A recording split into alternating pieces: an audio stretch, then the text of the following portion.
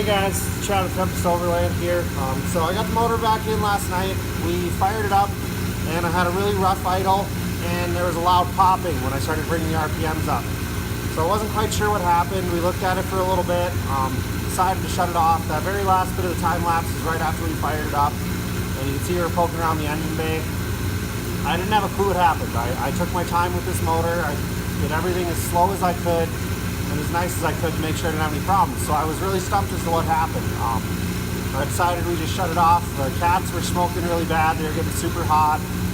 and I wasn't sure what happened. So we shut it off, went home for the night. Sat there and I thought about it, I looked through all my pictures I took of the motor beforehand, and it clicked. I realized it. Made one really stupid mistake.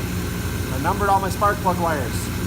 Did 1, 2, 3, 4, or 1, 2, 3 up on one side and 4, 5, 6 on the other side. Well, in my picture, when I marked them before I took them, I went 1, 2, 3, 4, 5, 6. I switched my 4 and 6, which is actually my cylinders 5 and 6. So I had those switched, and my rough idle was a misfire from 2 cylinders, and the loud popping was my number 6 cylinder fired with an exhaust valve open. I got them switched around this morning, fired it up, and it's smooth as can be. I'm really happy with it now. It's just one of those very simple little things, very detailed things that, you know, you don't really think about. You thought, hey, I did it this way, but that's why it's always a good idea to take pictures beforehand.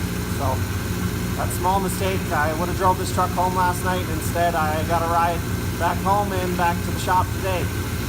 So stay tuned, guys. We'll get some more updates to this truck. I guess kind of an interesting project to start with. That first video of this truck is ripping the motor out of it and turning it all the way back down to the short block. So you guys have a good day.